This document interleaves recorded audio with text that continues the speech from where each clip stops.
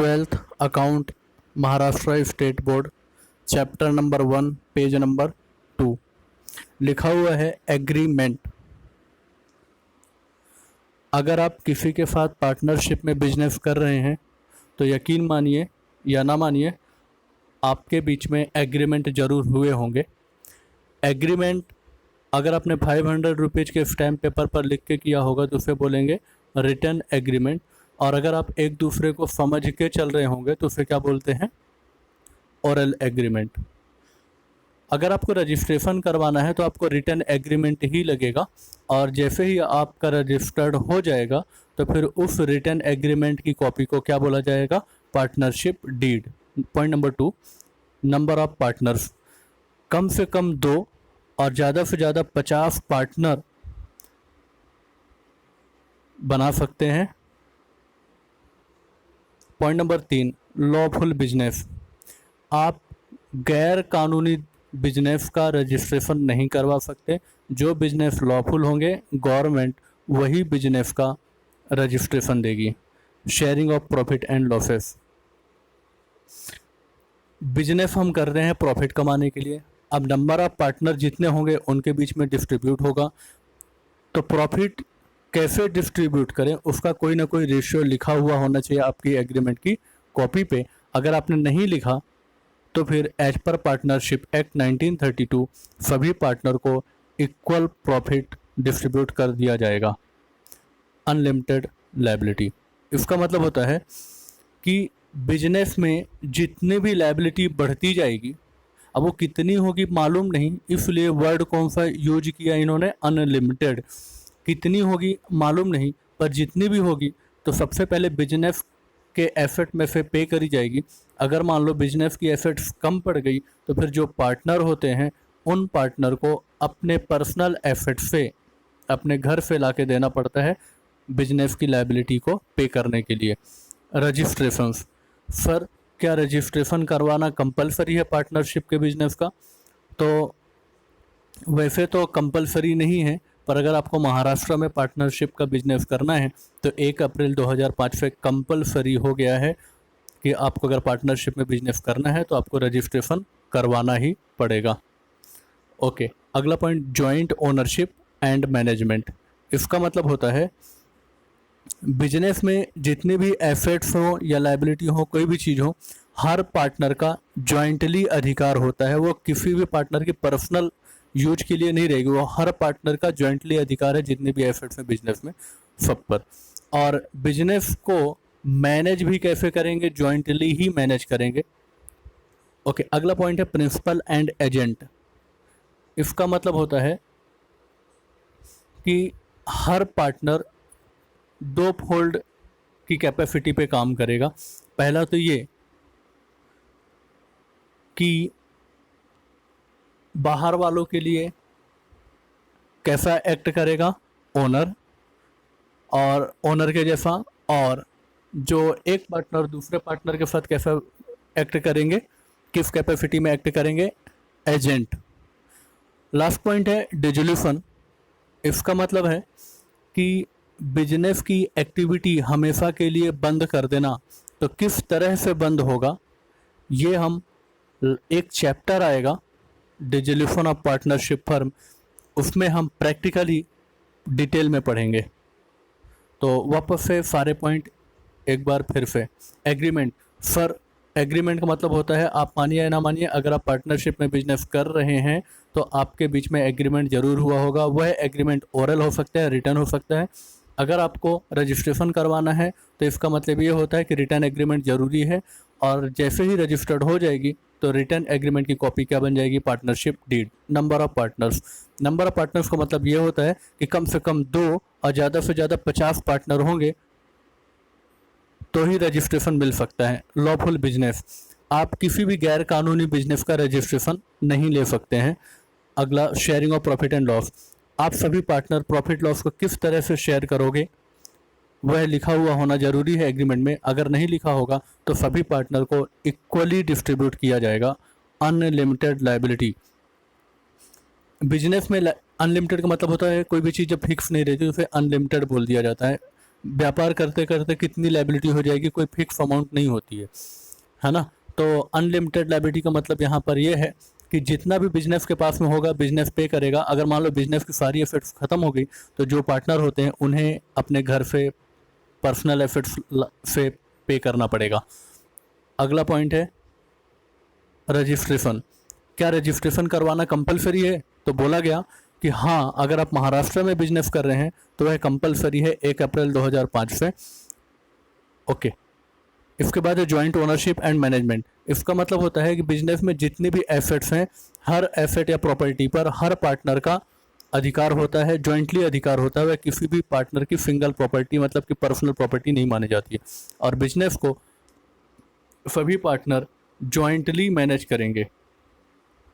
Principal and agent. इसका मतलब ये होता है कि पार्टनर्स बाहर वालों के लिए एज अ ओनर भले होंगे पर वो एक दूसरे के लिए एज अ एजेंट के तरीके से काम करते हैं।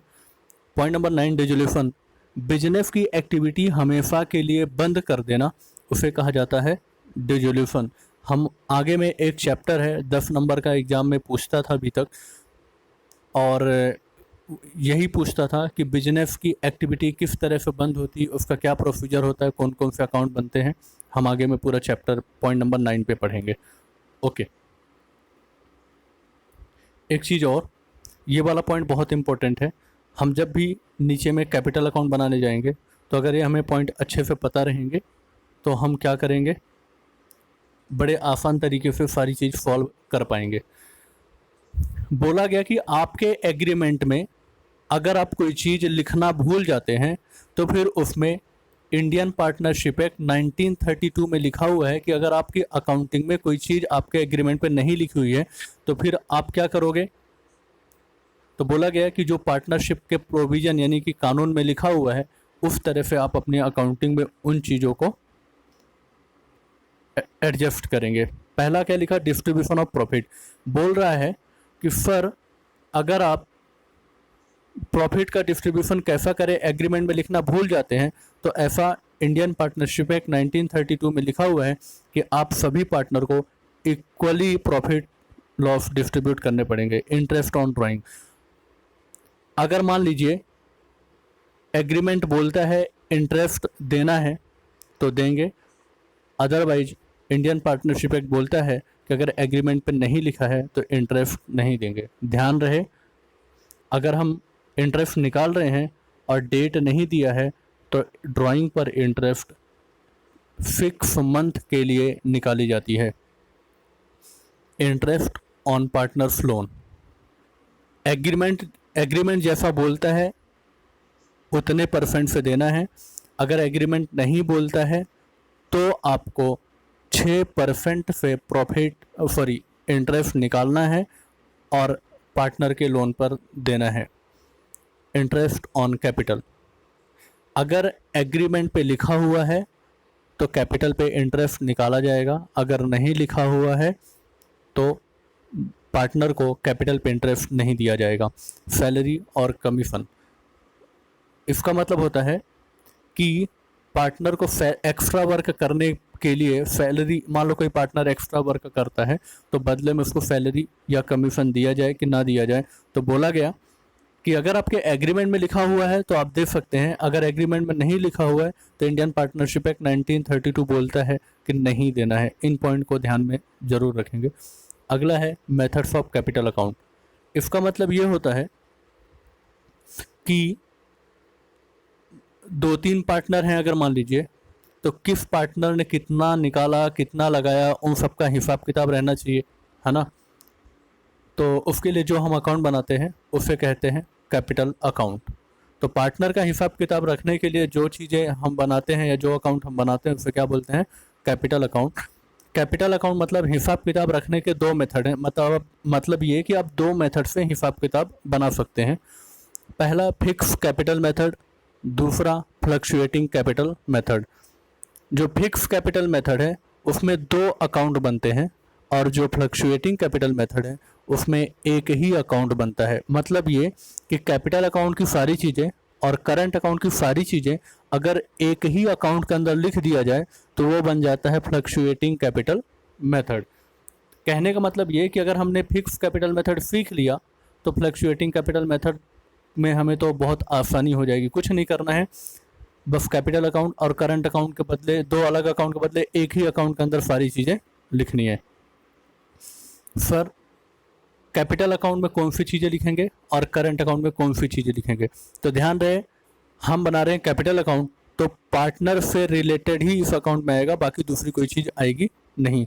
ये ऊपर में जो पॉइंट देखे थे हमने, इन पॉइंटों का ध्यान में रखेंगे, ये सारे के सारे पॉइंट यहीं रिकॉर्ड होने वाले हैं। तो देखो ऊपर में जितने पॉइंट दिख रहे हैं, distribution of profit, interest on drawing, interest on partner loan, interest on capital, ठीक, और सैलरी और कमीशन, ये सारे के सारे पॉइंट जाते हैं करंट अकाउंट में। कहाँ जाते हैं?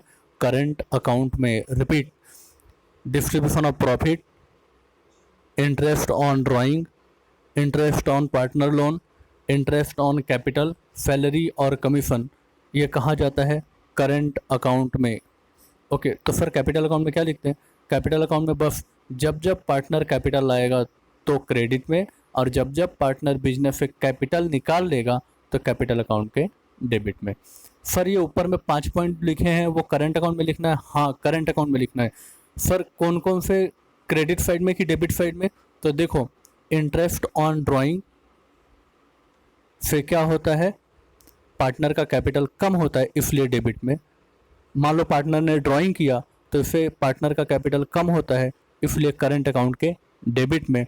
बिजनेस को लॉस हुआ तो करंट अकाउंट के डेबिट में, क्योंकि इन सबसे पार्टनर का कैपिटल कम होता है। ओके सर, क्रेडिट में क्या लिखेंगे? करंट अकाउंट के क्रेडिट में लिखेंगे profit, interest on capital, interest on partner loan, salary और commission. Okay sir, capital account में क्या लिखने जाएंगे फ्लक्चुएटिंग कैपिटल मेथड के?